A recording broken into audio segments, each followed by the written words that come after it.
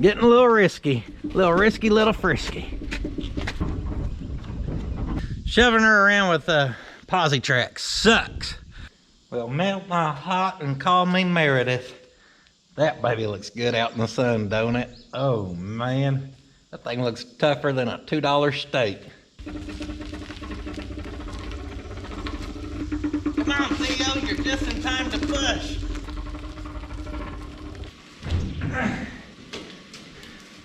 It'll be much easier to move this when it's got more than one pudding power.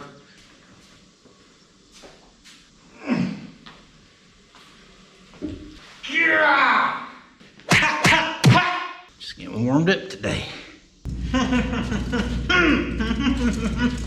We are back on the Model 8 and I got some good news, folks. Last time we worked on this, I told y'all I was actually worried it would sit too low, which broke my heart because it sits so good. The good news is I actually just talked to Derek from the Bowling Brothers, who worked with me on this chassis. They actually built the chassis for me. I mean, they worked with me on like a sponsorship deal. Great guys, big supporter of the channel for a long time. Be sure to check them out. And I'm talking about from like a couple thousand subscribers, supporters. Anyhow, I talked with him. We did some measuring on the back, length of the coilovers, gap between the axle and the frame and everything. And I actually think we're good. All the numbers I gave him where we were sitting, he said he would actually run it. And then down the road, if you got to pick it up a little bit, we'll cross that bridge when we get there. That makes me happy. Main reason I wanted to check that was because we actually need to tune in our pinion angle. So you want to get your ride height where you want it before you spend the time to do that. We're probably gonna knock that out. I think I have a drive shaft for it.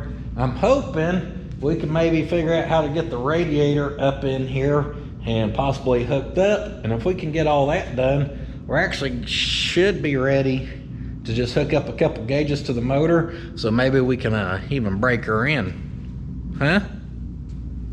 So the last time we were working on it, we were figuring out like accessories and carbureting machines and our linkages and all the little knick-knack, patty-whack, give a Theo a bone type stuff. Give me that bone. Give Theo a bone. Him's a good boy. Him's a good boy. Rawr. After that last video, I actually took it to the exhaust shop and I dropped it off. So we do have exhaust on this thing now. And I really haven't even looked the exhaust over. I can tell it was probably not the funnest thing to come up with. And that side ain't even the bad side. This side we have to clear the steering shaft. And I can't lie to you and say it's the prettiest job I've ever seen. In fact, I'm pretty sure I see a hole right there that is missing weld, so that's probably gonna tick, tick, tick be an exhaust leak right there. But for now, I just wanted some exhaust on here. I did not want to break in this motor with it being loud. We did that with the wagon, and that thing was actually only running on 7 cylinders. Now, I did not want exhaust tips, so with everything going on in there, it looks like it left them room to run our mufflers over here and just kind of dump her. And as far as how she's gonna sound, I said quiet is okay by me. So now that we got big old mufflers in the way, let's get the car up to play. And I think we're gonna do some adjusting on our pinion angle.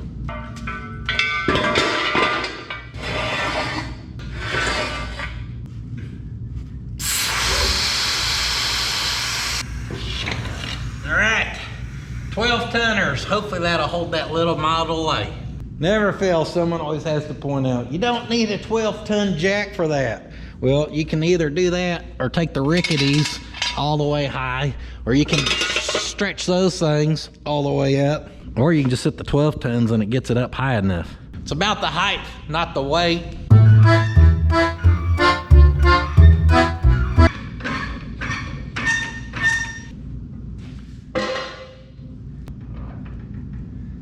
Going down.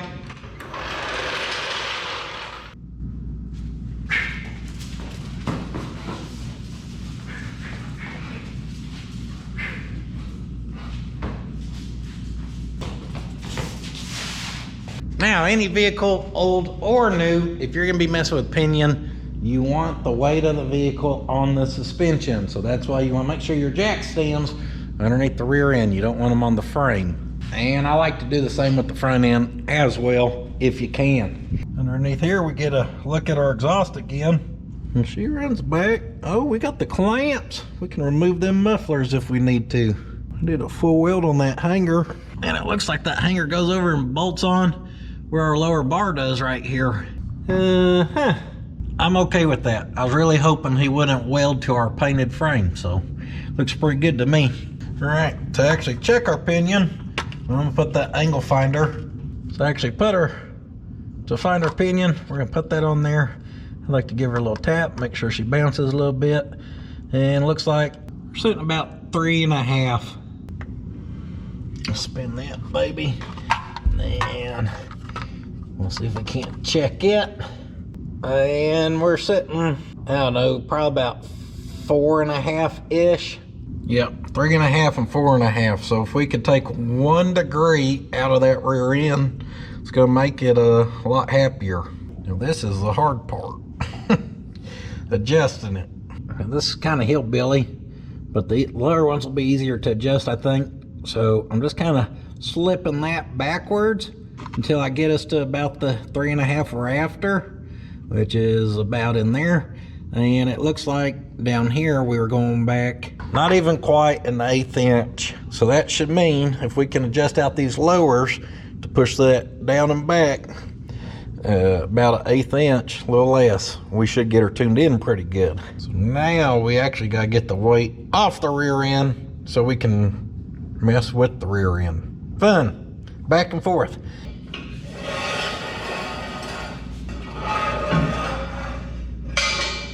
The jack stand purist will be happy to know I actually went with a much smaller, just 6-ton up there. Yeah, right there. According to the jack stand rule book, official code 4079B, that's a much more appropriate jack stand for that situation. I let it down, the car just falls.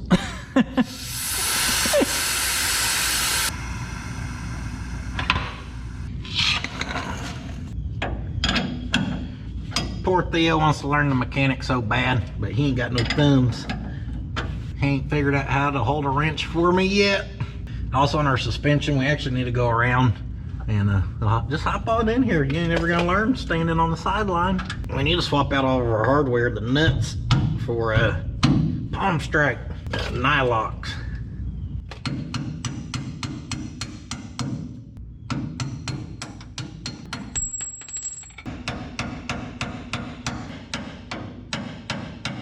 Just some baby taps to drop those down. Try to hit your jam nut so you don't ding up your paint. And then we want to count our turns. 1, 2, 3. I think 3 is going to be about right. As you can see, those 3 turns create that tiny gap, but look how much it moved that and made that off. Not even close. So with that holding us on this side, let's get our other side caught up. This is just getting ridiculous. You're a good boy, but you gotta go, okay? I can't get no work done. Ow! 1, 2, 3.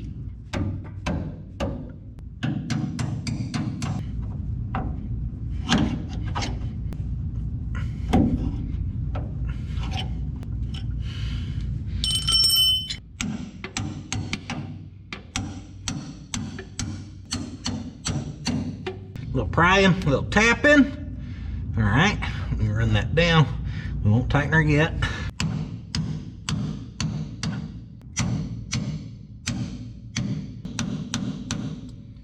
Claw hammers are perfect for suspension work.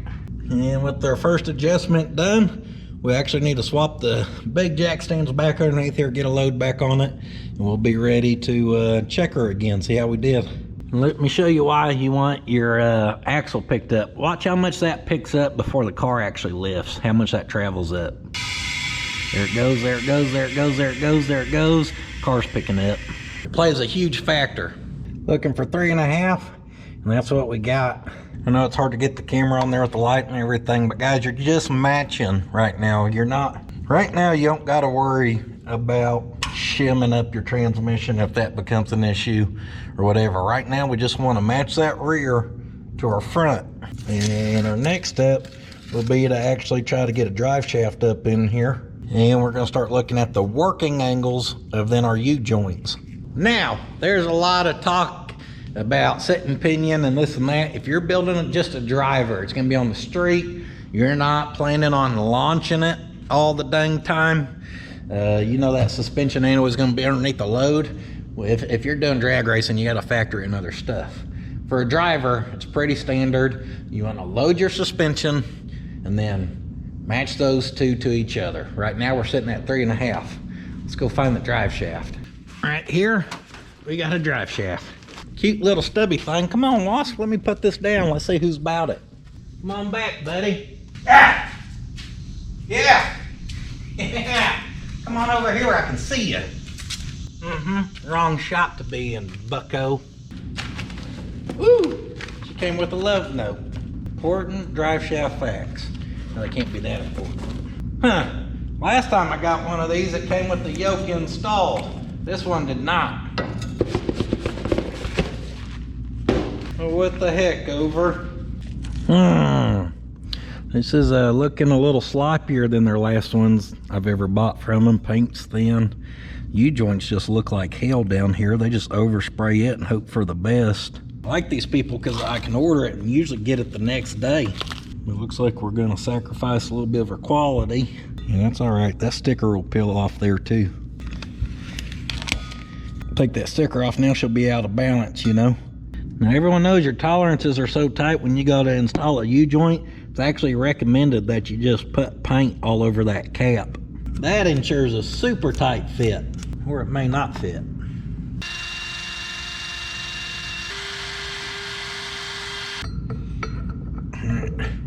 Figure out, let's see if we can figure out how to install this sucker.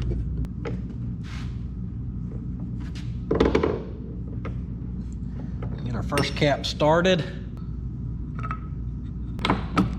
Oh, I just pushed that one in by hand. They may really be using that paint to take up some slack, who knows? Pop our first retaining clip in. Oh, and I can push that one down by hand as well. Everything's going great here. They got them quick fit U-joints. No press, no vise, no hammer needed. What's the worst that could happen here?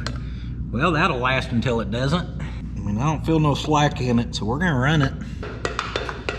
Them U-joints are nice and floppy, just how we want them. I did ask Slick, and he said his, when he's ordered from them, the yoke don't come installed, so maybe I had to install it myself on the Travelall, and I just forgot. Next up, we are going to install this on the Model A. And what we are hoping for is, one, for it to fit. My measurements were right. Two, we're going to put the angle finder on this. And I would say, ideally, we would want to see about 3 degrees. Oh yeah, nailed it. That's about perfect. We just got that held in place. Everything looks good up here. And we're looking about 1 degree on our drive shaft. Oh, actually about 1.5 degrees. So, that's good, and here's why. The trans was facing down at 3.5. We adjusted our rear end to facing down at 3.5. Now, some of you just got confused, and you're like, well, that's aiming up. It's not aiming up. If you were aiming up, your angle finder would be on one side of the 90 than the other, but you're making them match. So if your transmission's running down, that also means your rear end's running down. So many times people look at that third member raised up, aimed at the transmission, and they assume that means it's running uphill. So the way you can remember this is going from front to back on the car. Anything, you gotta look at it from the front of the component going towards the rear. So from that motor through the transmission, we put an arrow at the front, you go through it, you point the arrow, and we know it is downhill 3.5 degrees. You start at the drive shaft, go towards the rear. We know it is downhill that 1.5 degrees. Then people make it to the rear end where that yoke kind of faces up, and they think that's pointing up. It is not. Draw you an imaginary line starting at the yoke through the third member towards the rear, and you will see that's actually pointing downhill. So draw your lines through stuff. If that was actually pointing uphill, which is what people like to say, it would be facing like that. You'd have an arrow going up, and if you're not facing the way you need to be, then you're down that 3.5 like that, or you're actually pointing up, that 3.5, you're in real bad shape. Because what we're getting to here, your working angles need to match. Now with a 2-piece drive shaft, making them match is real easy. That's why we set this was at 3.5, and then we set that to 3.5. Then we measured this, which we said was 1.5. Since they're running downhill, you want to subtract that from that, which will give us 2 degrees. That means the actual angle on this U-joint here is 2 degrees. For a working angle, anything less than 3, you're good. Again, typical applications. Since we know this is 3.5 and that's 1.5, you subtract them and you get 2 degrees. Those are matching. They are less than 3, so we're good. If we would have never fine-tuned our rear end to match the trans, then we would have different working angles, which would mean as that drive shaft spinning, they're not in phase. So if you can watch up some really detailed drive shaft videos, so we won't get into it much more, but you want them in phase with each other. It's real easy to usually make adjustments. If you got leaf springs, you may have to mess with like leaf spring shims to change the angle, and/or why I said 3 degrees would be like absolutely ideal is it would have made our working angles a 1/2 degree. And just in my personal experience, anytime I can set something to a 1/2 degree, it seems super smooth. What you don't want is the drive shaft to be 3.5 degrees, because if this was 3.5 and that's 3.5, that gives you 0, and you don't want it perfect. You want a small amount of angle in there. 3 would be ideal, 2's perfectly fine. So if you really want to get super picky about it, then that's when you can start messing with your either raising your transmission or lowering the transmission, doing whatever you got to do to really tune that sucker in. But every time you change something, the fall on your drive shaft's going to change, and of course you got to match the rear end. So you could spend a day setting these things up, and I have before, but we're not going to on this. 2 degrees was perfectly fine. I hope that made sense. I hope that helped clarify it, because I know a lot of people get confused on pinion. It was really that simple for us. Now old Whitey in there, she don't look the greatest, and I don't think a white drive shaft looks good underneath here anyhow. So why don't we get her out of there, scuff her up, and maybe hit her with a little black rattle can. First you want to polish your shaft to get all the grease off of it. Then you want to set it back on your greasy table to scuff it. Oh yeah, the little maroon Scotch-Brite's doing just fine. Actually using some waxing grease remover, and I masked off our end caps and our yoke. Very professional. Next you want to get that Ford semi-gloss black in the can. That's what she needs. Shake and bake, baby, shake and bake.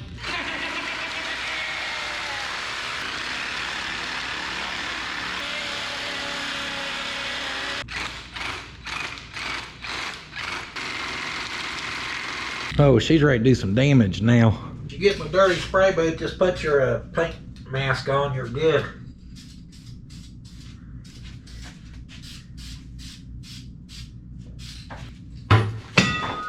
Go!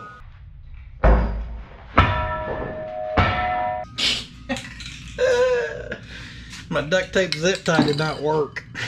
A very dumb feature I tried this time. Hey, luckily everything moves good. She must have hit spot on. That sucker bounced. I caught it. Well, off the second bounce. So I will say one thing. This paint usually takes 2 coats. It's taken very well to whatever white paint they use. So I'm just going to go around, layer on thick. And then as it dries, I think it'll be ready for me to go eat some lunch. Today's actually me and my wife's wedding anniversary, so I may go in there and make her a sandwich too, and we'll have a nice romantic lunch together. That paint's still drying. I've been going around and swapping out our regular nuts for our locking ones. Real fun job.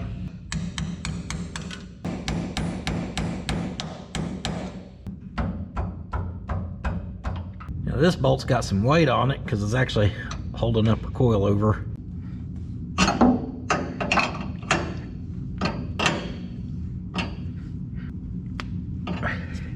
Did y'all hear that elbow just pop? Yeah.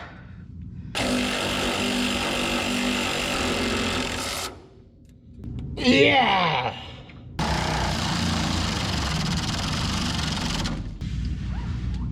Yeah!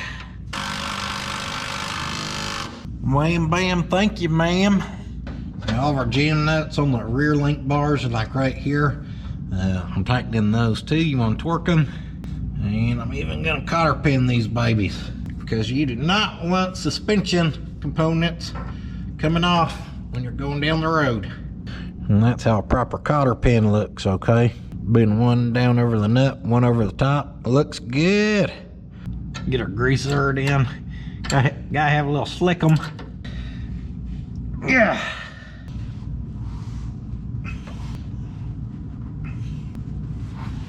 Yo, man, oh man. Well, that's good. Tighten that down until it actually seated. That hole's super far away.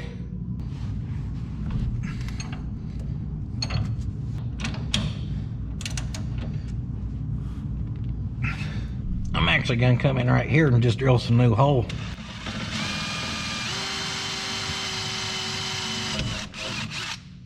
That's one way to do it.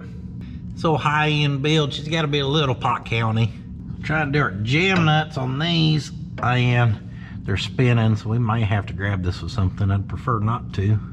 We will have to take this to get it aligned though, so they will mess with all this, so we don't want to just plumb smoke it tight. Don't y'all like the real fine details of making something truly roadworthy? Time to do a little plumbing, get your pipe wrench out. And then booger up too bad. Looky there, steering arm, it actually tightened up without having to drill a new hole. And this side's good too, actually. So it must be that arm on the other side, maybe machined a little too much or something. Well, you don't realize how much time you spend crawling around tightening hardware and doing dang cotter pins until you start doing it. But that's what we've been saying. The last 10% takes 90% of the time.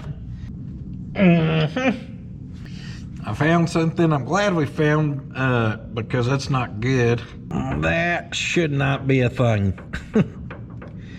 And this is tightened up. So I'm assuming this ain't threaded enough, or that washer ain't thick enough, because that's all bottomed out, but it didn't actually get that wedged up on there.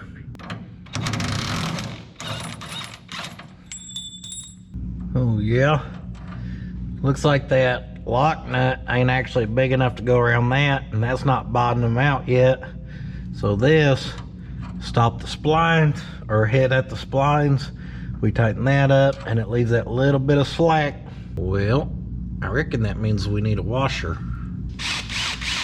For a step out a hole that big, we need the old F5 bit. If you don't know what an F5 is, well, it's the biggest, baddest tornadoes we get here in the Oklahoma.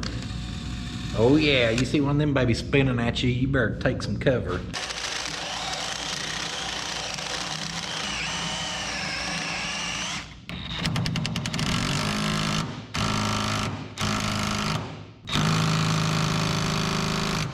There it is.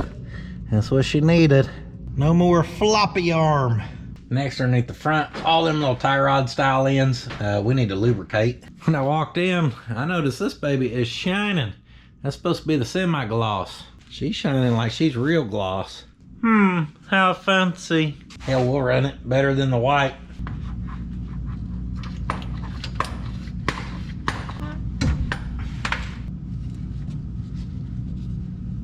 Lube it and wipe it.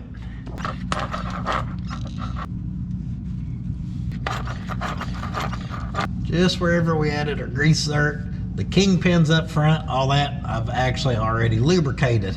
We slicked that puppy up whenever we put it together. With everything lubed up, we are still not ready for that drive shaft. More suspension problems. Maybe you caught the foreshadowing at the beginning of the video.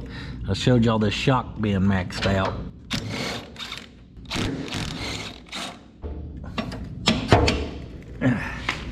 Just pull that old one off there.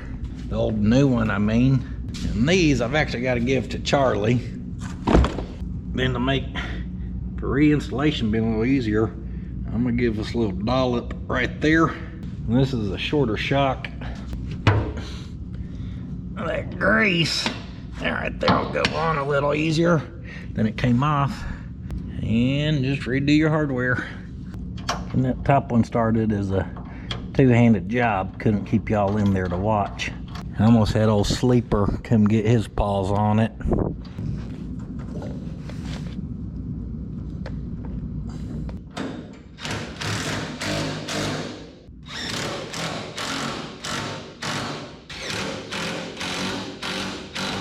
Right, this we got a little strut left in those. Right at 2 inches left. I'd like 1 more inch or at least ½ an inch, but we'll try these, see how they do. Me, myself, I don't have enough experience with hot rod suspension to know if that's gonna be enough, or if it's not, I don't know how much of a smaller shock they even make. For the great Houdini's next magic trick, he will just try to escape his own shop. We're stuck, guys. This door's been getting a little wonky on me. Hey, yeah! Only trained professionals kick door handles with Skechers. All you other sissies would break your toes, okay? Not me, I got toes of steel. Oh, it moves some. But the little slider thingy, I can see it, it just ain't moving. Oh, hold on. What in the world is going on here? I can't get the dang thing open, guys. We're locked in forever. We ain't leaving here till we can open that roll-up door and drive this son of a buck out. Done. All jokes aside, I really gotta pee. Yeah.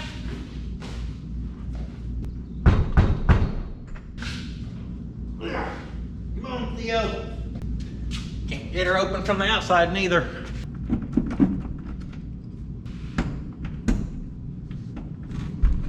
We may never escape for good.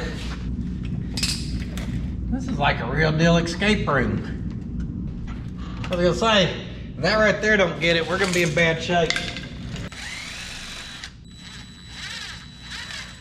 This looked like it was in there at an angle, so I think it just got in a bind. Let's take that out before we're in worse shape.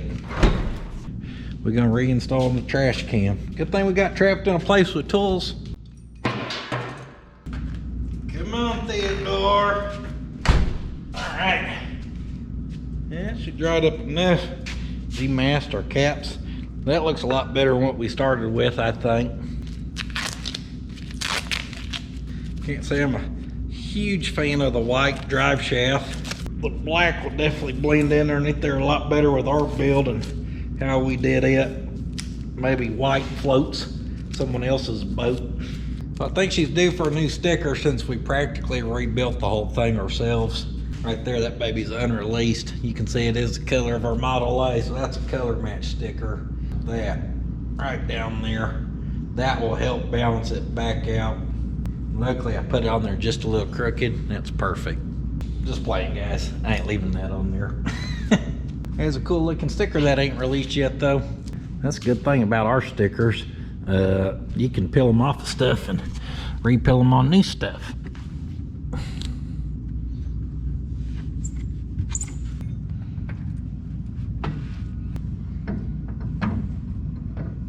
Black was definitely the right color choice. Hopefully this is the correct hardware kit. Found it on the Amazon. It's got the little flat sides to it. I don't have as many threads sticking through as I'd like.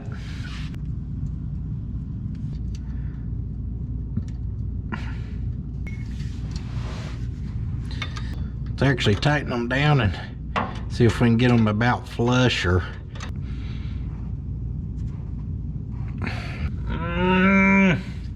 not quite flush. Pretty stinking close though. So I'm gonna install them for now, but I'm gonna put it on my list to try to find a new set that maybe has more threads. Just always something. We were on a wheel it run style stuff, we'd say that's good enough for where we're going, and we'd just send it. Oh, took a nut to the face. Now, Oh, sometimes I should think before I speak. Yeah, Commander the Model A, he emerges victorious. All right, I think that's all of it. That's what we would need to do. Be able to pretty well safely drive it to the alignment shop. I like it. I thought I was gonna be able to do all that suspension stuff in about an hour. And I think I was about 3 or 4 hours incorrect on my timing. It didn't even seem like we did that much. And look at all the different tooling we use then. Next, I guess we need to mess with the radiator.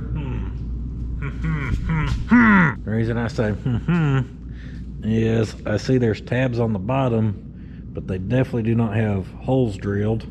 And they definitely have to have holes drilled. Oh, I see. It's a adjust and make fit for you, case by case, because these don't have holes drilled either. That's a shame. I was hoping we'd be able to just mock it up and install it.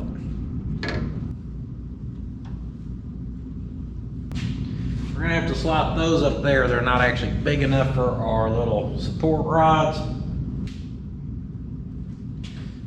And I just kind of eyeballed that for a side to side.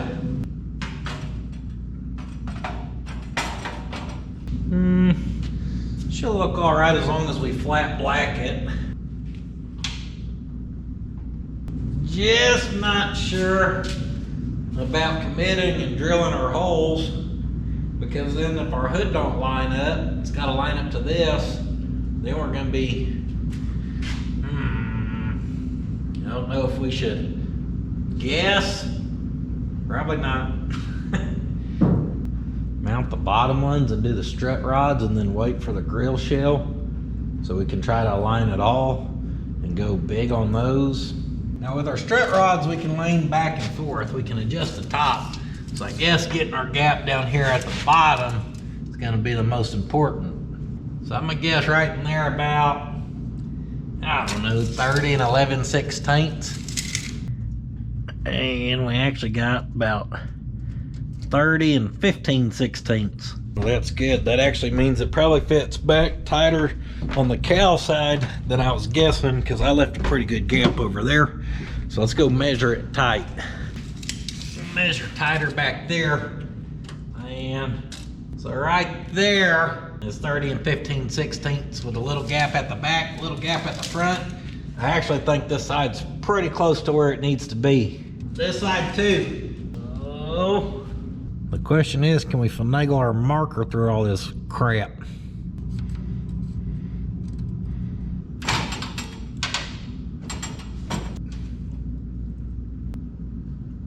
It's a little crooked right now.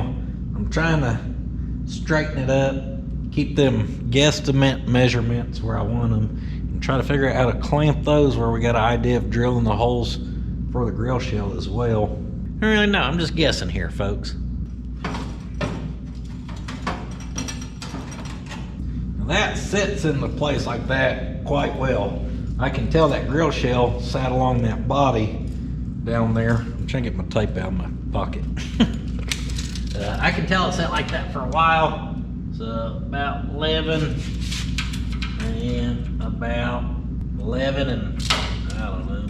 So that definitely sat there, so that don't mean it was right. But I can almost guarantee it sat there because it's exactly where it wants to go to. And with the grill happy to the apron, the grill itself is cockeyed to the grill shell. Since I know the grill shell's pretty square right there, I'm gonna put a piece of tape right there. Always bring that towards, and leave one right there for now.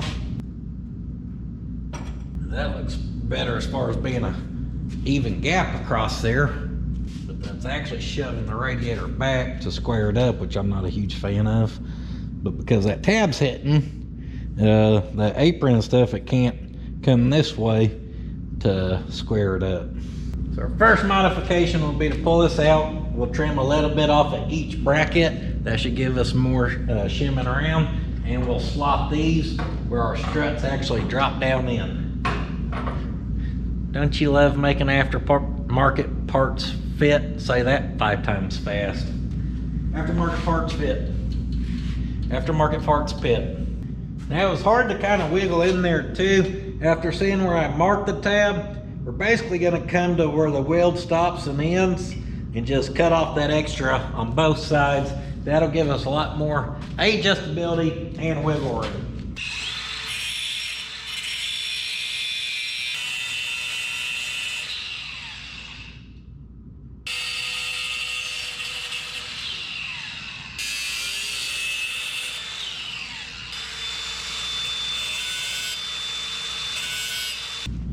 Now our marks down there, I'm gonna wipe them off because I think I got a little ahead of myself there.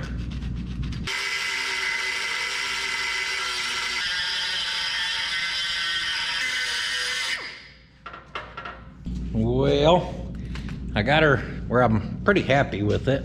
I had to quit trying to just square it off the front. For one, I can tell that this apron kind of does that a little more than that one. And I'm sure it's done its whole career of being a Model A because all the bolts are in. Well, those ones aren't, but all the other ones are. And like I said, this grill shell has a spot where it sits really good to them fenders, which is right there. So with that, I tried to straighten the radiator to it as much as possible. And I measured down there and I was really happy we got our 30 and 5/16, leaving a little bit of a gap back here. And I looked at pictures of this thing before we took it apart and it definitely had a gap. So then I came up here and I did some measuring and I was like, whoa, that's way further away. Well, I went back up there and I measured that area on the hood and it matches. So the hood must have a taper to it as well. I think the driver's side's matching this side. I think this is the best I can tell where we need this to be. So mark the bottom again, and then this time we're gonna mark our extra holes here for the side.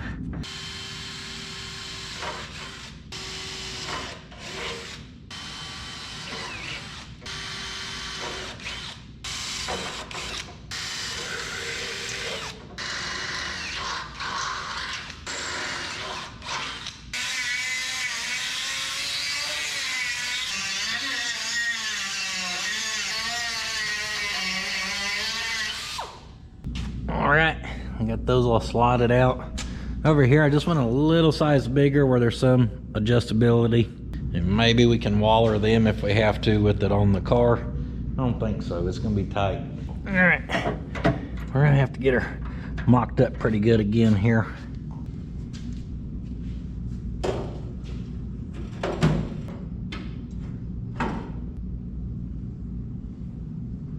I will say that's a good sign when your stuff clicks in. Now we can look at her, kind of get an idea. That's sitting super tight back there. A little bit of a gap up front. Of course, there's a little play in that. She ain't perfect, but I ain't mad at it. That latch must pull that down tight. That's a pretty good gap whenever that's pulled down tight. And by pretty good, I mean it looks pretty good. Oh, baby. Oh, baby. I've been so focused on gaps and stuff, I just realized I'm seeing my car with the hood on for the first time. Oh, man. Oh, man. Yeah. Some people are saying to leave the hood off. No, sir. That right there looks good. That just changed my mood. I don't know if y'all could tell, but this little finicky crap was taking it out of me. I was like, man, I can't get ahead here. Seeing that's good. That'll light the fire under you again. Our pinstripes lining up, our body lines lining up. I mean, we're pretty stinking close. I think I did pretty good on my ballparking. Oh man, I want to take that off them jack stands real quick.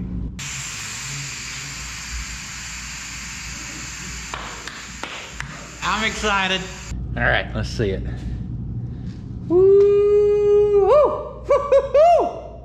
So many people said we were gonna ruin it. It looks like the Sun car, it just has attitude. It just don't look like a grandpa drives it anymore. Shall I tease myself even more? Where are them caps at? Oh yeah, let me get 2 of these, please. Actually, I gotta say, I'm not loving them as much as I thought I was going to. I don't know why. I just knew they were gonna look perfect on there. El Perfecte. Kinda on the fence. Let me pop them back off.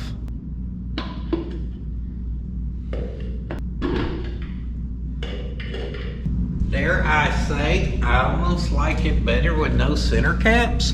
Makes it look more hot rod to me, I guess. I'm confused. You know, like, those caps change the car a lot. I'm not sure if it's in a good way. Good morning. This morning, I got out here thinking we may actually secure that hood.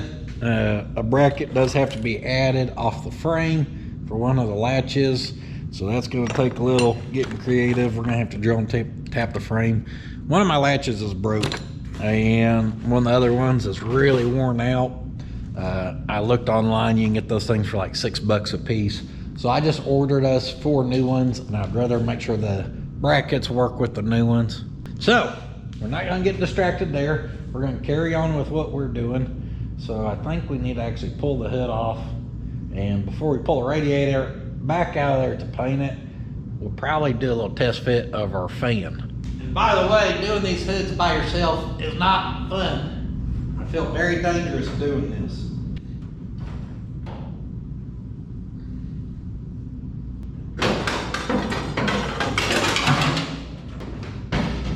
We're free. We've got it. Oh, pull the back muscle. Got a muscle on my back I just cannot keep happy. So I did not think we were actually going to have room for just a regular old fan, but it looks like we could almost get away with one. And this is adjusted all the way back, so it may actually need to shove forward, which is only going to give us even more room. I did get an electric fan for it though, assuming we weren't going to have room for a mechanical. Right here. Oh, I like how they sell this as derail, but the fan itself says Spa. Spa is a better brand and actually sells for more. Huh. So I don't know what's going on there. Spa's a good fan. There's your part number if you want to get you a 16-inch Spa fan for the price of a derail. I think we made out pretty good on that deal. Yeah, maybe it's a little tighter in there than I was thinking, because that is pretty tight. I gave her the eagle eye, sat it in there pretty good side to side. Centered up, I mean. And then she's sitting down on my pulley. Oh, man. That back's gonna kill me the rest of the day. And then you can see our distance there. So we probably want to drop down. Oh, I don't know, let's measure it. And you may notice that the tools are cleaned up and the Firebird decided to join us this morning. Dang, girl, you got a new mirror on you, just looking good. Yeah, I had to do a photo shoot. That way we could get some good pictures for the t-shirts for that car. So we're sitting probably about 3/4 best eagle eye. So I'd say if we went down probably about 2.5 inches from the top of that to the top of that would probably be pretty good. 2.5 or 2 3/4, we'll see.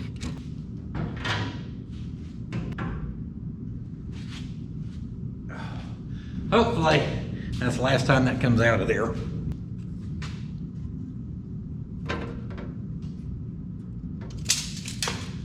That laid down, put our tape measure on, and I said, let's go with the 2 3/4.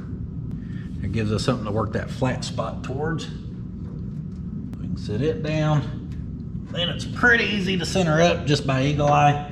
Make your sides match.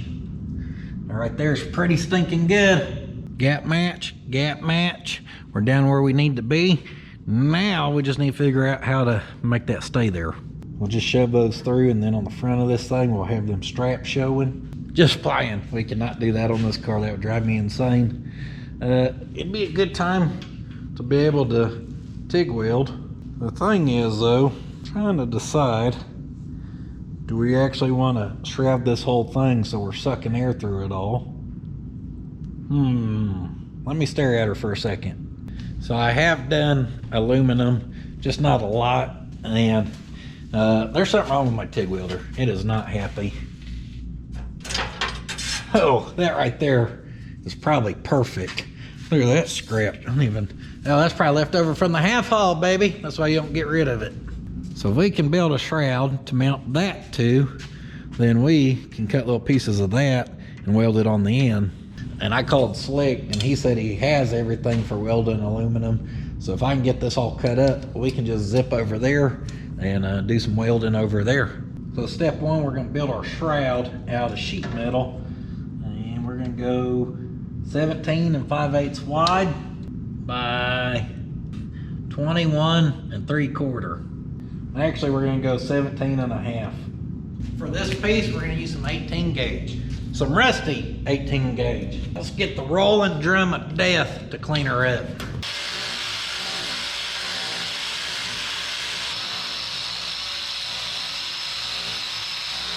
Check the bottom for square, and that is pretty stinking good.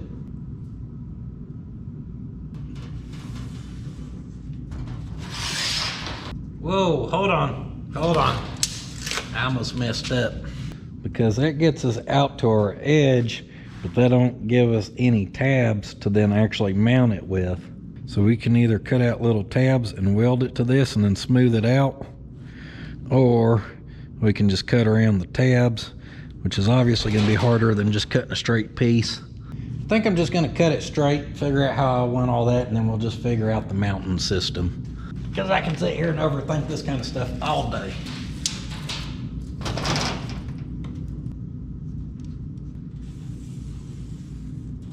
No, I can't do it. I gotta add the tabs. Sorry, guys. All right, for tabs, we'll probably go at 3/4 inch. So we need one on each side, so that's additional width of 1.5 inches. So that's what we're gonna add. So really, we'll just be coming over 19 inches. Our new panel is now 19 inches wide. Our 21 3/4 still good. As far as our height is concerned, get a little rubbing alcohol, get rid of this line, and then from this line we actually need to come over 3/4 inch and 3/4 inch, and from this edge the exact same thing, because that's going to be tab material. Works out good too, because this end was actually kind of pitted, actually starting to kind of rust, so now we'll get rid of the majority of that. Next, to decide the tab position, I'm just going to come and look and say about 4 inches would be good. And yeah, 4 inches. We measure 4 inches. That's going to be the center of our tab.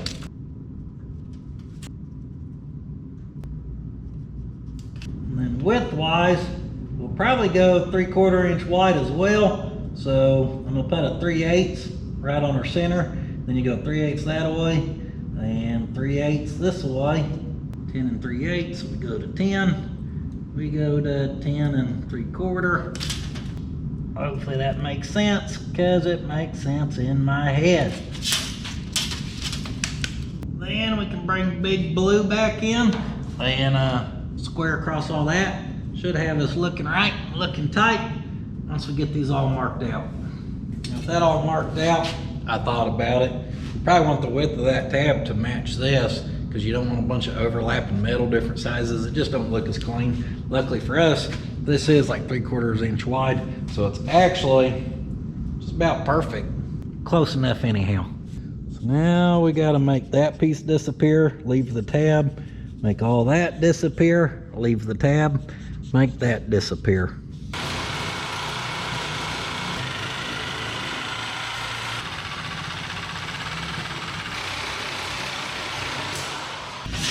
Step one, trim her down. That way we can work with it. Now we'll take the slicing dice and we'll do our notches.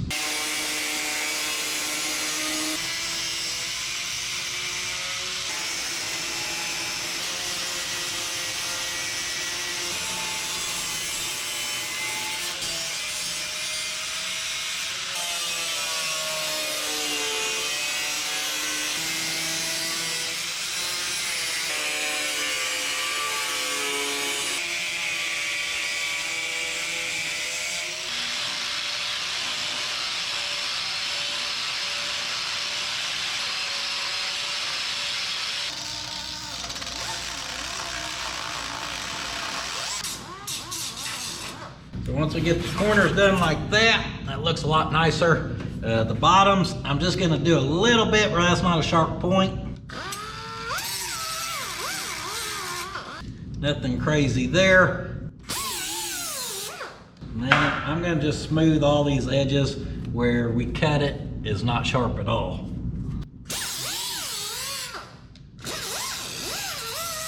Cleaned her up with the DA just a little. 8 3/4 will be center. We're gonna get us some reference marks going here. 1 inch, 2 inch, 2 3/4 down from the top. In fact, I'm gonna right top so I don't get mixed up. Line these up to our center lines. We'll check, make sure it is centered. Right there, it's at about 5/8. And over here, 5/8. So we're gonna have to bolt this to that. So, now mark our holes. And obviously, we're gonna have to also cut this out so air can flow through. Not sure how to mark that. I was hoping it came with a template. It did not. So for now, let's just mark the outside. Then we can figure out how to mark the inside. Ta-da! Yeah, we need to go over about 3/8 of an inch. We'll be good. So this is about to take forever, but I'm gonna just put that on there. And actually I'm gonna do 7/16 of an inch. I'm gonna just go every so often and give us a little mark. This will be fun. See y'all in about 3 hours. The freehand looks pretty good though. Good thing is down here at the ends, because it's flat, we do get to cheat a little bit.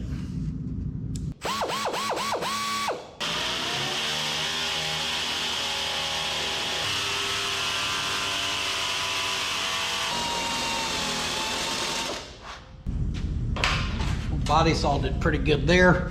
I was hoping we may be able to like inset that some a little bit with the bead roller, but I don't know, it's all pretty thin. I don't think it'd be worth it. We could just put a simple bead in it or something. Let's put this up here. I know we're gonna have to trim the top of this. Something's out of square. We're out of square, or this radiator's out of square. If I was a betting man, it'd be the one not done with the square and made in a foreign country. If I push that to set up against that top well, this is uneven down here. And I actually didn't want it touching the top and bottom. I left enough where there should have been a little gap. So this whole thing has to be kind of bad. So I matched up our sides, which seem to match up pretty well. And I may be off. I don't know how I would have got off that stinking bad, because that's pretty bad. So I'm gonna mark that right there. And if we cut over to here, that should square that up pretty good. And then up here, we're actually gonna have to do the same thing, cut from about right there over to that edge. I didn't think so. I'm sitting pretty stinking good, so it ain't me. Yeah, have me question myself over here. Pull me back.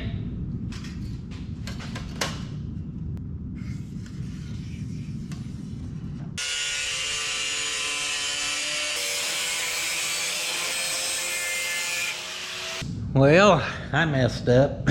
I don't know what I was thinking just laying this here. I just realized you can't just lay that on there, do that flat. You gotta have spacing in between there so it can actually draw the air through.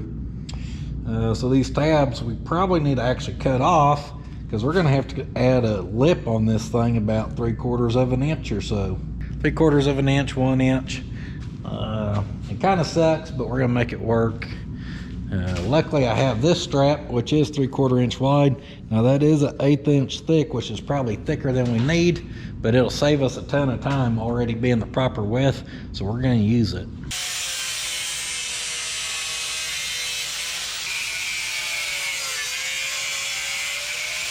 It's a good thing we spent all the time to notch those and then round them, and all the work we did there just to cut it off. I did notch off this corner for the corner of the radiator. It's shaped like that as well.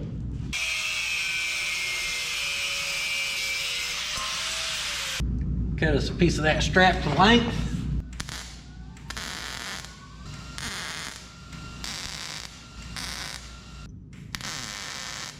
And because trimming on that made us short, I'm actually going to bend our end pieces out a little bit of an angle to make this thing a little longer overall.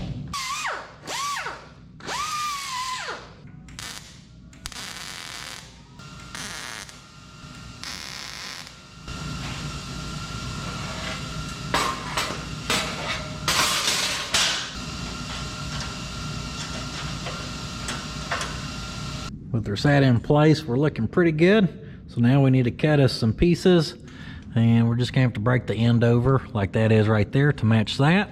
We may end up with a fan shroud yet. Let's go 20.5 inches. Yeah, we'll do 21.5. Let's do 21 5/8, then we'll trim down if we need to.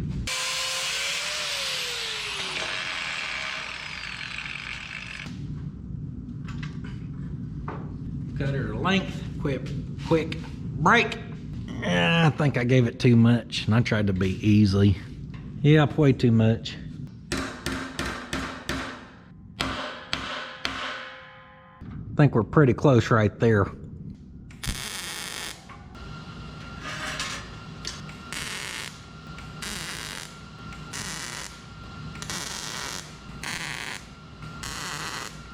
Just kind of hold that where it's kind of half overlapping. It's gonna give us a little bevel there where we can tack when we weld that up, and should be able to smooth it out. Corner lined up great up here, because this is going out of a little bit of angle. We're gonna have a gap, nothing that's not weldable. Of course, we can smooth that and make it flow.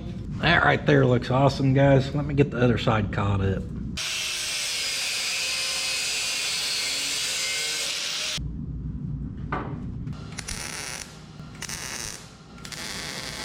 Boom, baby, same thing. That side just matched up beautifully. Everything's fitting great. Of course, we just put a ton of strength into this, especially since she's made out of 1/8 inch. Fitting pretty dang good. And I'm even realizing we may be able to mount this different.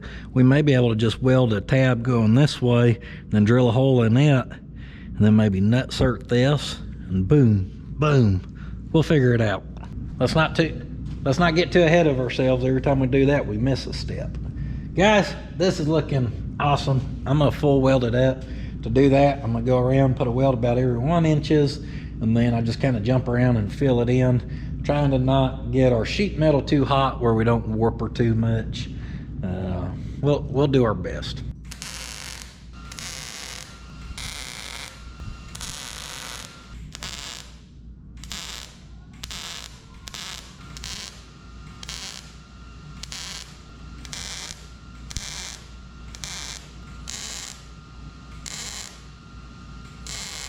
There she is, full welded. To smooth her out, first we're gonna take the flap attack, and I'm gonna knock down some of the weld, but don't get aggressive here.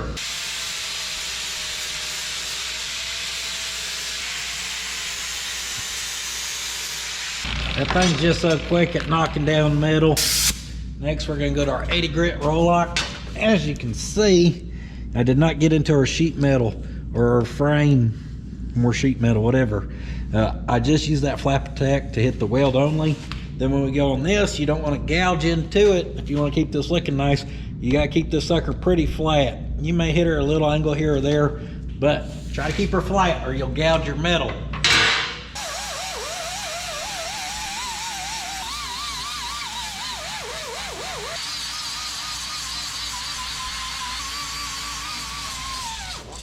Doing that will bring that corner to a pretty sharp point, which we'll be ready to then round. But as you can see, that just takes that weld off nice without getting plumb buck nasty on it too far. And on here, I do feel a piece of slag right there we need to get off. Once you get that all done, I actually like to run my roll lock down it. This is gonna give us a little more of a curve. If you want, you can also just knock the edge off with the DA, but we're gonna take a little off here.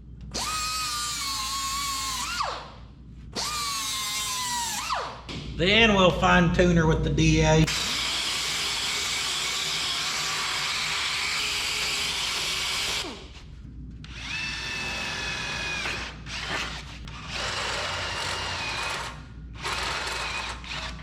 All right, last up, let's drill our holes. We're gonna mark center with a punch, it helps if you actually hit center.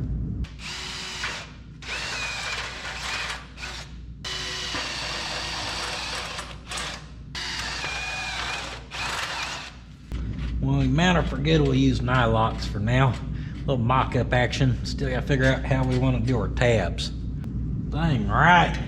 That baby fits right, it fits tight. I mean, that's just pert near. It is, it's just flush. Looks good, that follows good. We did a good job on this. Not shabby considering I wasn't really planning on building it. Just mainly because I had my head up my butt. I knew I was gonna mount that fan today. But I kinda first kicked around the idea of just building brackets and not putting a shroud on it. But now that we've done all this, I'm kinda glad we did it. I can't decide if I want to poke a couple holes in it. It kind of defeats the purpose of a shroud because then it gives it somewhere else that can suck air. But then people say you need them for going down. I don't know. We're probably just going to leave it like this. Mainly, I think it'd look cool to do a few dimple dies across the bottom. But like I said, that kind of defeats the purpose of a shroud. Purpose of a shroud is to basically enclose all this, so when that thing kicks on and starts sucking air, it forces it to be drawn through the radiator. You put a stack of holes right there and that kicks on, air can come through the back side and just kind of recirculate there, but it ain't really pulling it across the fins. Hopefully that kind of makes sense. All right, I guess we need to figure out some just aluminum tabs we can kick up this way maybe. Next we're going to cut some tabs out of aluminum to be able to weld to that radiator. Use that little piece of angle iron to mark that over. Let's see how wide that is. Yeah. We'll need 4 of them, about 3 inches long. Maybe we'll use the vise instead of trying to cut a finger off.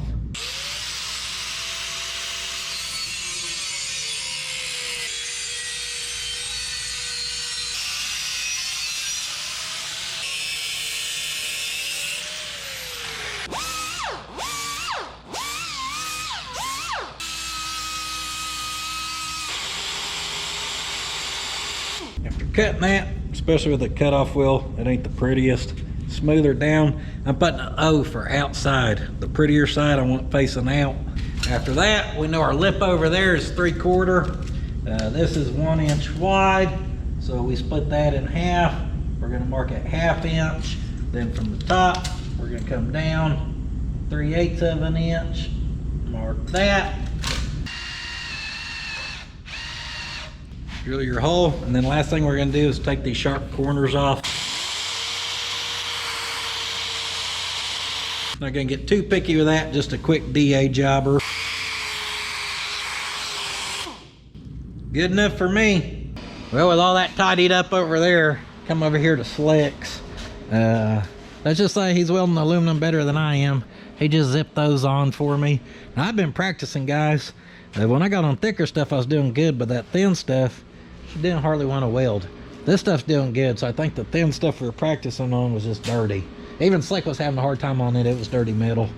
But on this, he just buzzed that baby uphill. He's like, I don't even do aluminum. Must be nice to be that good, Slick, because mine looks like a caterpillar. Well, not a good one. One that's been sitting out in the sun too long.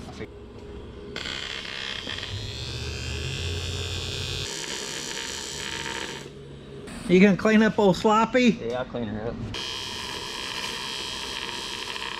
Yeah, you cleaned her up a little bit. Hey, that looks like it's gonna work pretty good.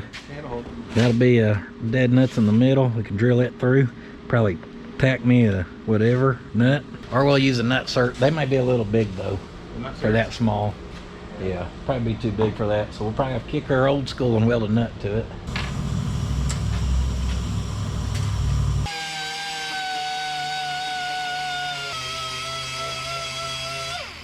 I'm cleaning the dog crap out of it, guys. I've been sanding and then Scotch-Brighting and wiping her down with alcohol. Trying to get all this as clean as I can. I'm gonna mark these out, and then Slick's gonna tack them into place for me, since he's got that down way more better than me. And then I may let him have at it. Yeah, I may get a little sloppy on it. Good thing is if I get too sloppy, apparently he can fix it. We'll put the beauty pass on it and call it a day.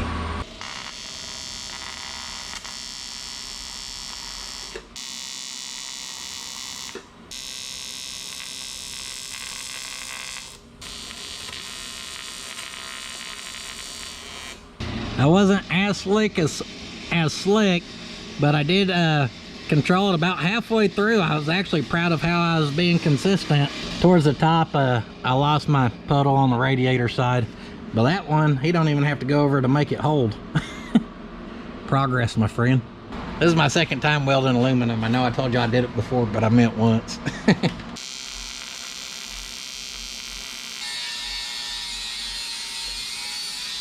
I welded it, held it.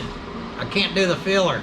Every time I dab, and then I run out of filler, and I'm like, oh. So I was like sitting there just holding the puddle, and I'm like, trying to get it to go. Yeah. And then I dab twice, and then I'm out of filler, and I'm like, go again. I think I could get it with more practice. Yeah. And like you said, having a welder that can actually weld unlike mine, I can see progress right here in my couple welds I've done just today. So we probably need to figure out how to tune up that Everlast, even though it's brand new and has hardly any weld miles on it. And or we need to get the Eastwood Take 200, because I know several people who love this thing, including people who had Everlast machines. I think the Everlast just needs some percussive maintenance. Yeah. Throw it in the dumpster. Trade it to someone for their Eastwood where they think they're getting an upgrade. She's green. I'm all right with that. There's my second one. Y'all can see. Definitely could have had a little more heat into it to lay down, but it is biting, and it is only holding on this 1/8-inch thick fan shroud that weighs 300 pounds. You won't hold it? Yeah. Or never put it. That's right. Let's get this baby sat in place, hopefully for the last time.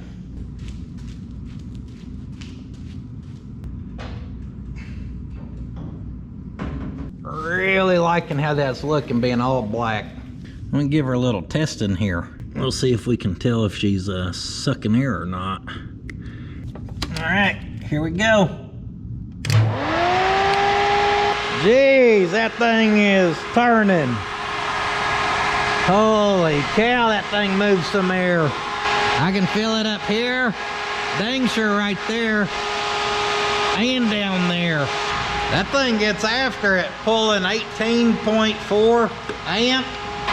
You'll see that baby sucking air? See even up there how it's sucking air?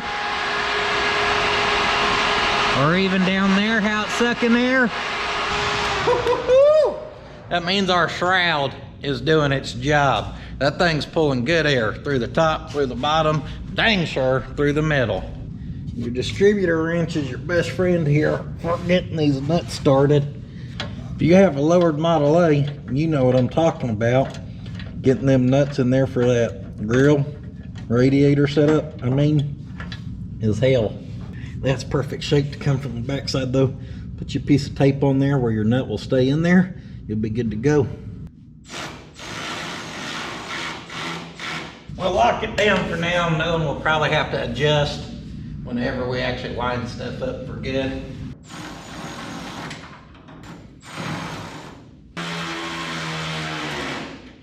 Grill shells on, strut rods, everything's tightened up, okay? So hopefully we're done pulling that in and out.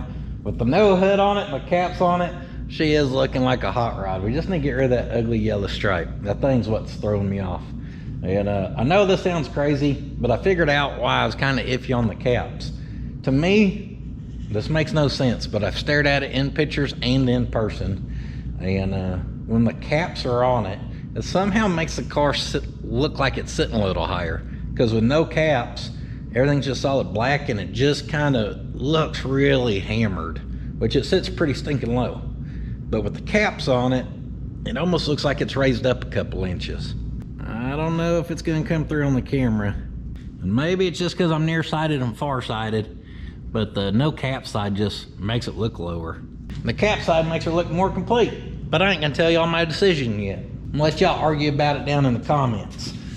So with that end, we need to look at getting a radiator situation or our hoses figured out. We need plug wires. We gotta figure out where we're gonna put our coil. We got more piddly stuff to piddle. Oh.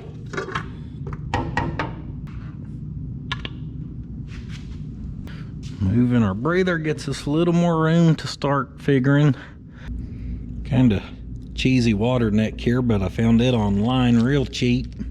And this water neck looks pretty cheesy to me. I'm kinda picky on what I like and don't like on certain things, and just not a huge fan. But the main thing that appealed to me was, one, it's going straight up, and then two, I could tell it was a smaller size, which will match a radiator. So she's supposed to O-ring seal, so I'll put her O-ring in there, and we'll try our best. I don't know why I'm doing that without setting a thermostat in there. I don't even think I have a thermostat. That's okay. Either way, we need to set it there where we can figure out our hose situation. That one down there's gonna be super tight. This was our old throttle linkage rod I tried to build that failed. And is now our template for what we need. Just about an inch longer would be perfect. I'm gonna have to go gather parts. So I'm trying to make sure we got everything. I forgot to hook up a trans cooler, and I have no clue what happened to our 45s. I've looked everywhere. So we're gonna bend on this 90 a little bit, and we're gonna break it or it's gonna work. Seems to be working. As long as that didn't hairline crack, we may be all right. Gotta use a 90 on that far side, but right down there, it's gonna take a 45. And that looks pretty stinking close. I don't wanna lock those in until we know exactly where our radiator hose is gonna be to make sure we can clear what all we need to clear. So unfortunately, I gotta do one of them parts runs that may take a minute. Well, y'all know we're coming to the ogre alleys to find my parts. Where's my hose at? Yeah, where my hose at? They moved the hose to the back. They used to be up front, but they also moved them down to the ground where we can reach. So it's kind of better. We also found a slick fitty along the way. That right there could almost be made to work, but that's kind of a hard 90. What size inlet you need? Small. Like that? Yep. I brought it right here. And the lower is bigger, of course. Did that fit? That'll shove on there, won't it? Spit on it. Oh, actually right there's pretty good. Look at that. Yeah. Got a lot of extra hose we probably don't need here, but that kind of matches that one pretty good. And this one's entirely too long. However, having that little bit of bend in there, it actually matches up pretty good. Way overkill, but I think we can probably make these work. Had to go swing by the old house. Got some handyman work going on over there. Getting ready to put that thing on the market. Touch up the paint, stuff like that. Also trying to hustle because got to do a live this evening. And we're going to go to the lake as a family together this weekend before school starts back. So I don't get tomorrow to work. And we still got a lot of editing to do. I've got this. Ain't no problem. Thermostat, I'm going to try 160. Hopefully that O-ring does its job. First, I'm going to start trimming down our upper. 24381. There's your part number in case this works and someone needs it.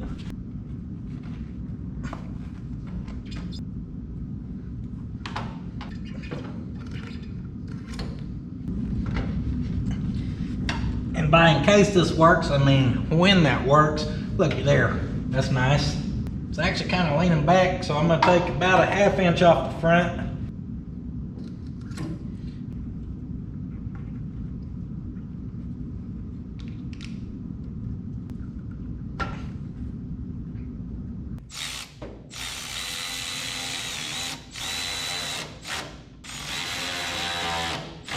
Pop our clamps on, give them straight up. I heard that's good for a nice flow.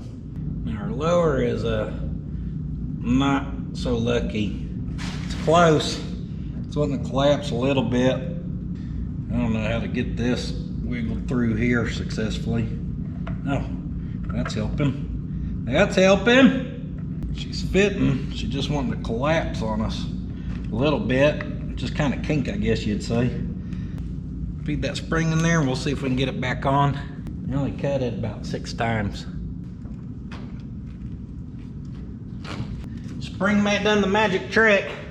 It has the slightest kink because that basically needs to be a perfect 90, but that'll definitely flow. Yes, yes, yes.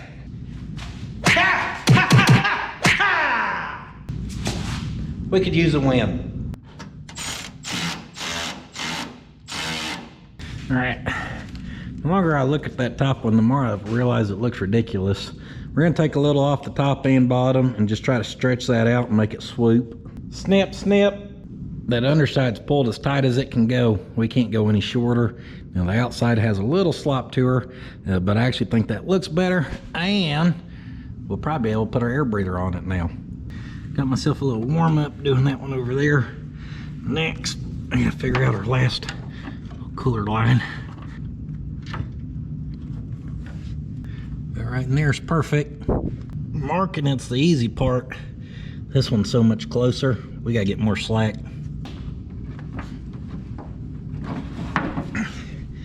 We may be able to work with that. My first tape mark was to the bottom of the fitting, so we actually need to go the thickness of this tape up. So I'm gonna give her a few wraps. That's where we're gonna cut it. Before we cut it, let's pinch it off. That way everyone don't tell me I contaminated my system. Y'all want me to get that fender? You want me to get it? Theo don't give a dang. Fenders, cutting fenders.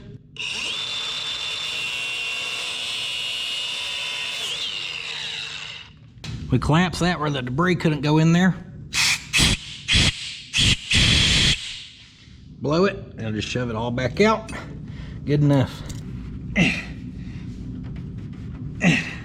Yeah, shove on our first piece.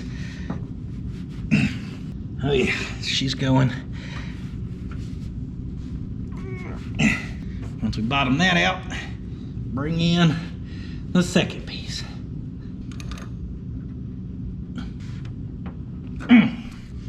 Snug her down.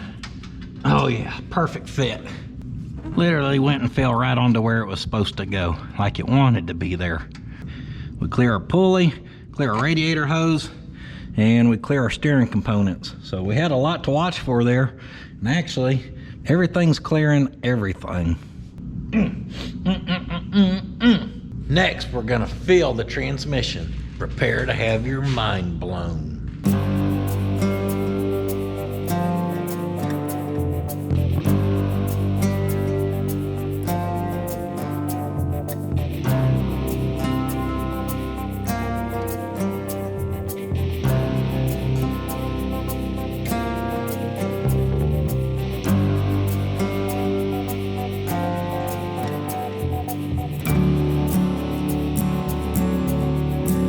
Ta-da!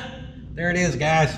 Now, there's a lot of people who thought I'd never get trans fluid in this thing for some reason. Like where we bolted it couldn't be unbolted. The location of it ain't making it difficult. The diameter of that dipstick's what's making it difficult. She just don't flow a lot.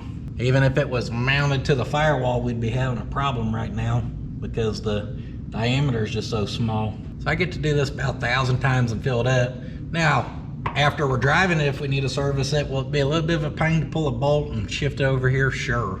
Is it really that big of a deal for it to look 100 times better than being mounted to the firewall? Where it's still gonna be a problem? Yeah, not a big deal. And plus, if you're servicing it, you're just doing a little bit. You ain't doing a 8-9 quarts like I'm about to do. Here we are on our last one. I put 9 quarts in. I did 2 quarts into our torque converter. 700 R4, dry, the full system. Should take about 11 quarts to be happy. We modified our dipstick. So once this is all settled in and warmed up and we can check the dipstick, wherever it stops at is where I'm gonna mark it as full, because that'll be our new standard to go by.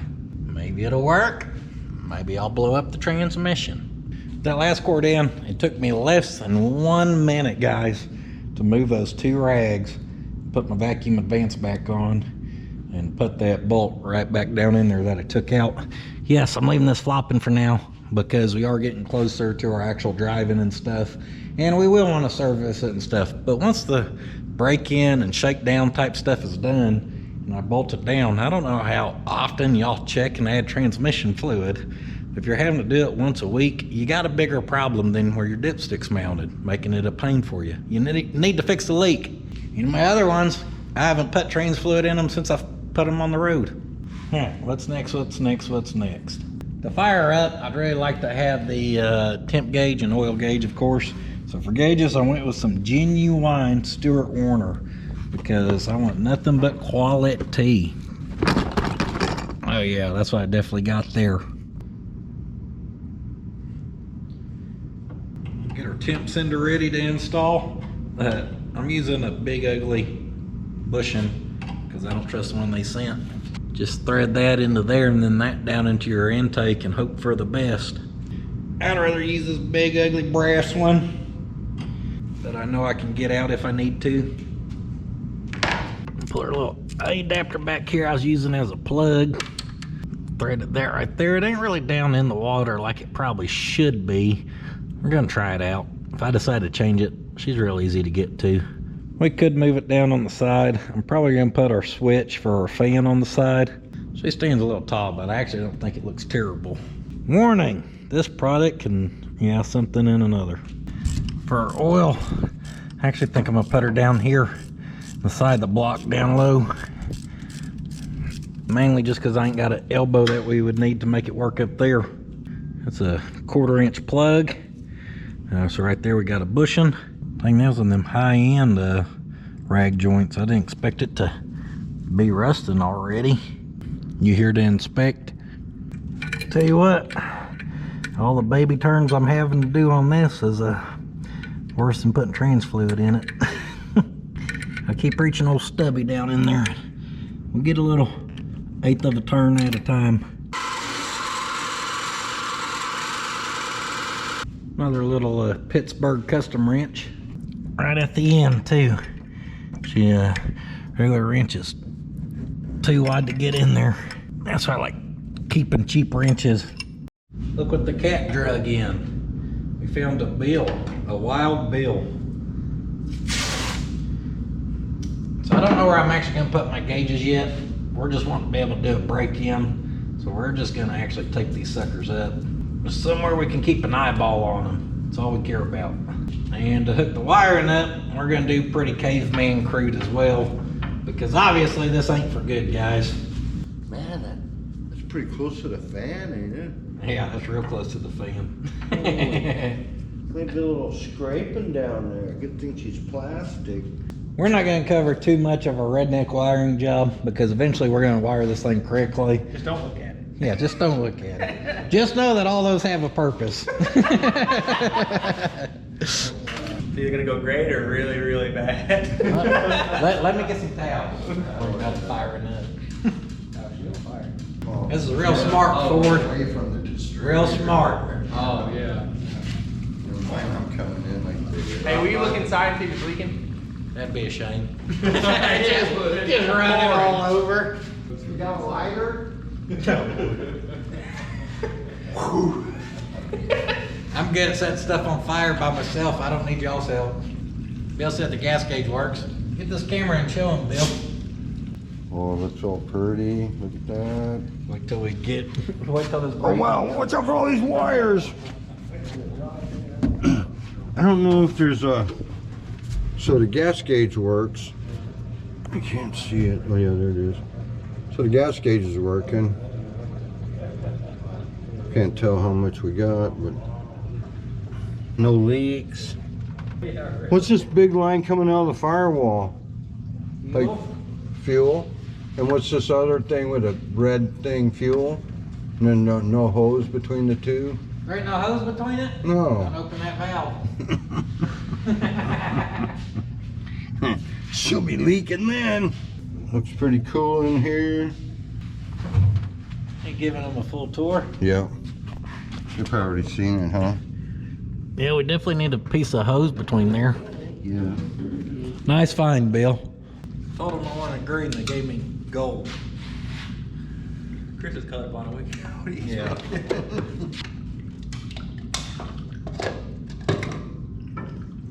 Oh. That's a good thing I took that off. No rotor. Bill found one issue, Slick found the next. You wanna know where that rotor's at? In Mortski's wagon. I pulled it out of there on the way down. Yeah. Blame Mortsky, it's his fault. What's that noise? You don't like that noise, do you? Luckily for us, we got the old mock-up distributor that I had to cut because there wasn't enough room to put a regular distributor in. So we can rob this one. The old short shaft. Give her the short shaft. It's like, how'd you think I got this far in life? So a little pro tip, especially when you're servicing, we're using full strength, so now you want to add water. If you buy 2 jugs of distilled water, then you can reuse them.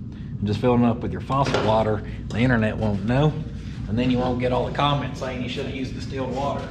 Not as long as you put it in the jug, it was good. Craig, did you use distilled water in every hot rod you ever built? I don't even know what distilled water is. It works. Crank that around where Slick can tighten up that one. She sure was cranking slow. Surely it ain't those leads that are 8 foot long. The next question is, we got actual spark out of this thing or not? I ain't got enough hands. Hook our jumper wire up that's feeding our coil. Let's go. Uh-oh. She ain't liking cranking. Yeah, that seems to work. Doesn't sound like no shimming problem. Maybe. Could try to put a shim on our starter. Got these left over from the old dually. Also looks like someone spilt a little bit of trans fluid earlier. Must have been that stupid dipstick.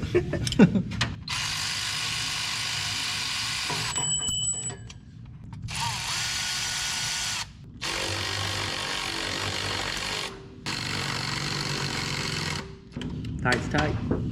Go ahead.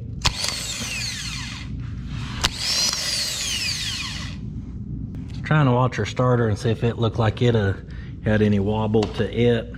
Maybe a hair, but not a lot. She sounds nasty. Like real nasty. Yeah, we shimmed it and tried again with no luck. Go ahead.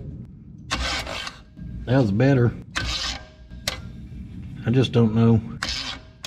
Yeah, go ahead.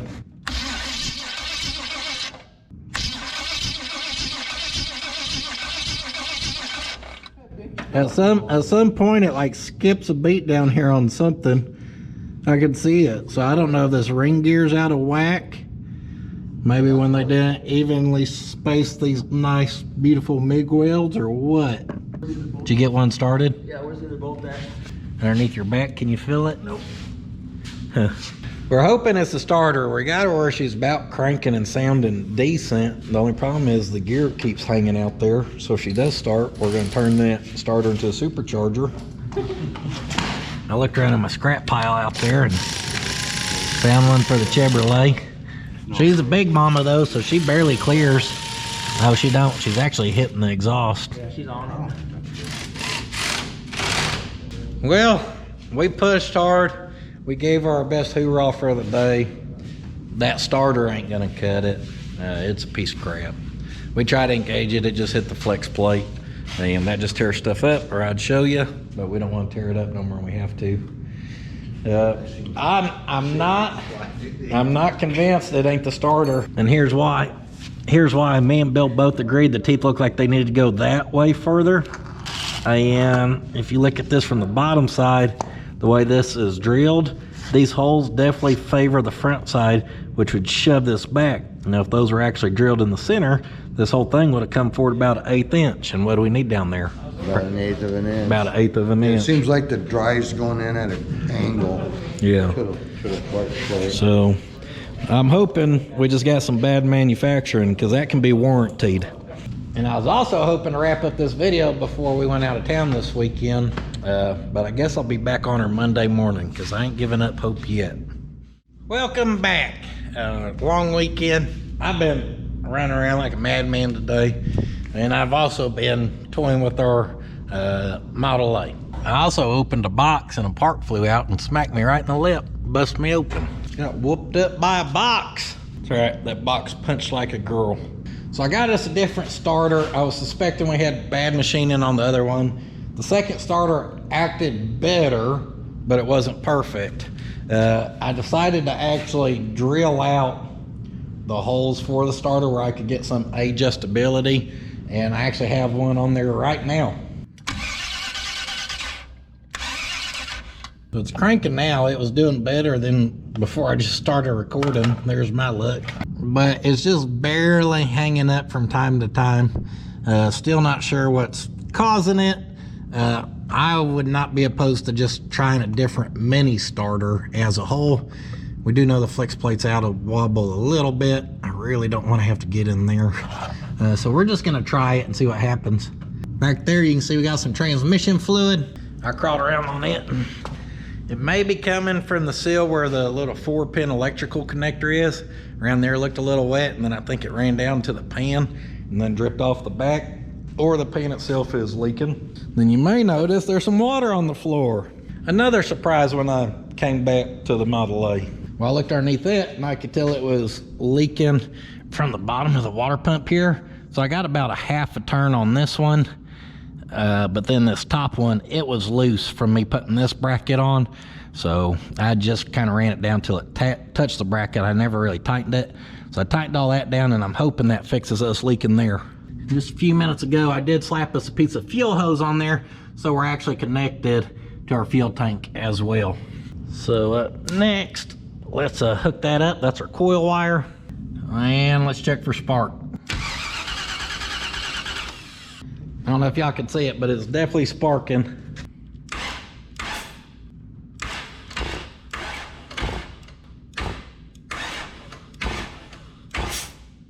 Pop that on compression stroke.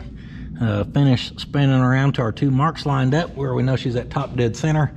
If I look back here at her rotor, that baby's kinda pointing to right in there. So I'm gonna get me a reference mark, because then we'll drop that down and find its sweet spot, which is about right in there.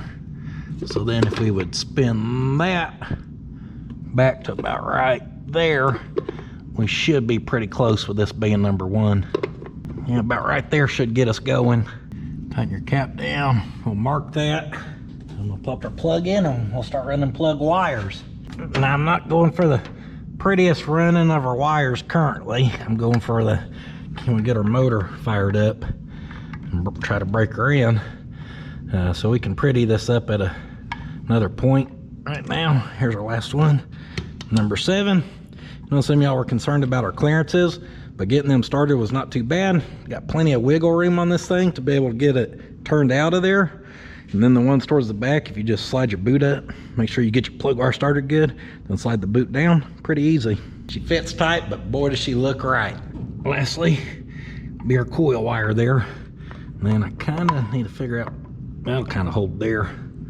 All right, got our timing light hooked up here to number 1. Got us a jump pack up here to power that and our fan. Next thing we want to do is get our fuel system primed, so I'm going to open our valve, and that did not take long. I couldn't even walk around here and we already are pushing fuel up to here. That gravity system works real good, so we should be able to crank on that and get her pumping.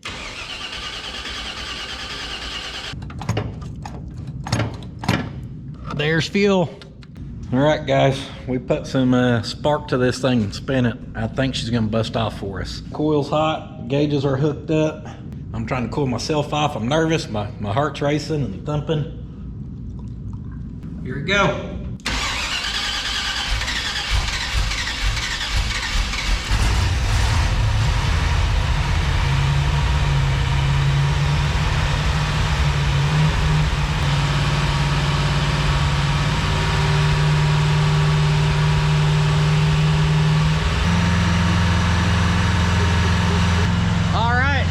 Initial timing set. We started running about a minute ago or so. We got 20 minutes to go. Got her tuned up to about 2,500 RPMs. Motor sounds pretty happy so far. Uh-oh, I see a leak. Water pump is leaking. Water temp is coming up. Oil pressure looks good. Kick our fan on. She's pulling some air. We'll just see if she pulls enough to keep that cool. I knew it was about to open up that thermostat. I tried to get I was gonna turn the fans on, then slap the cap on, and as I went to turn on the fan the first time, it started, thermostat open, so it started puking out the top. I'm hoping we can get her broke in and not overheat.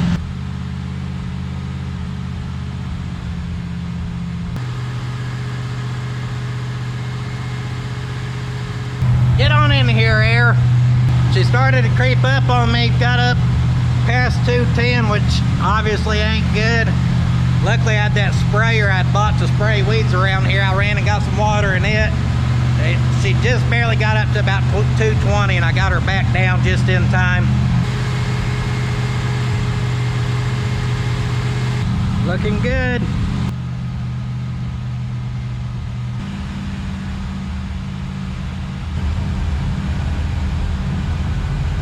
Woo! How's that cold stuff? We're just about there. She got about a minute left of what I'm gonna do.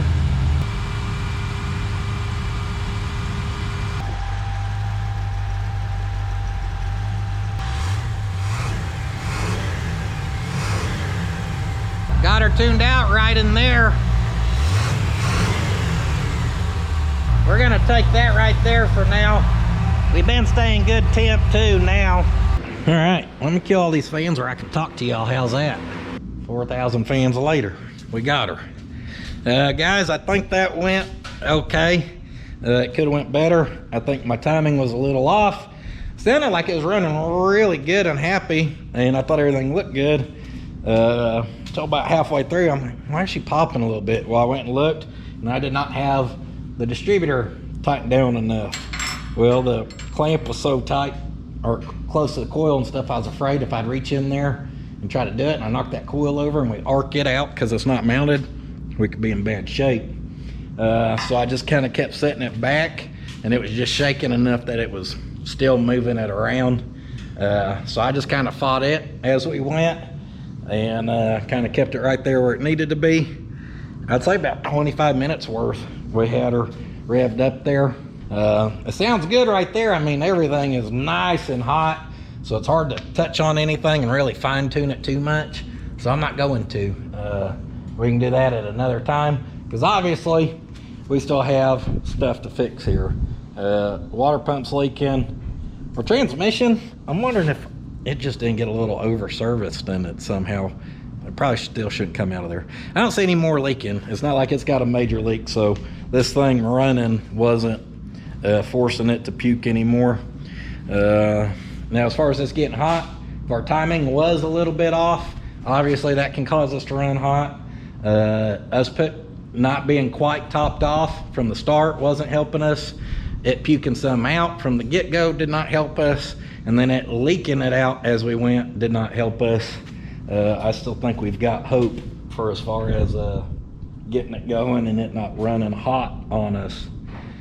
So there at the end, she sounded like she was running, revving good.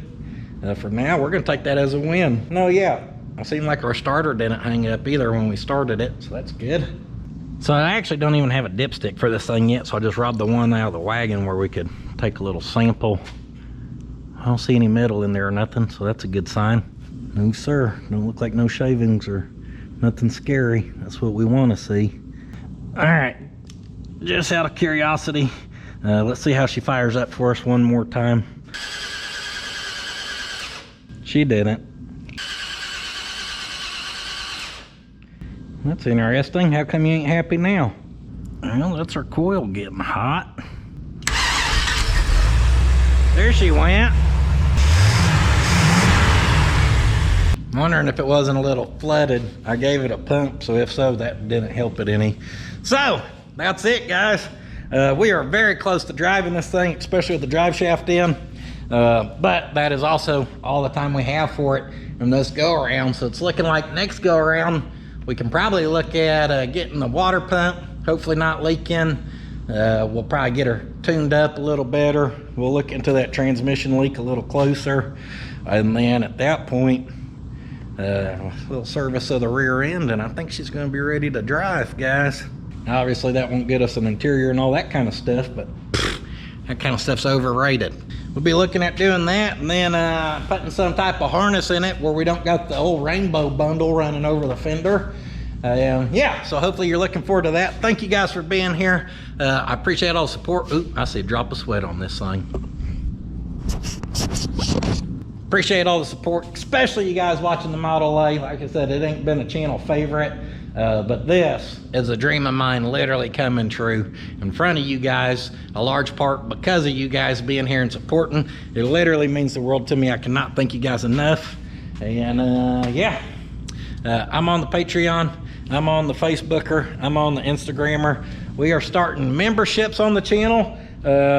I'm not going to do a lot behind the scenes, but a lot of people have asked if I would do it just where they can pay a little bit a month to help support the channel. So I'm going to do it. It's another great way to support. We appreciate you being here. puddins.fab.shop for that good quality merchandise. And much other than that, I will see you guys next time. However, do not forget, sitting on your ass will not finish your project. I'll see y'all in the next one. Speaking of the next one, I hope people's ready to mess with some four-wheel drives. Some four-wheel drives named old Roy.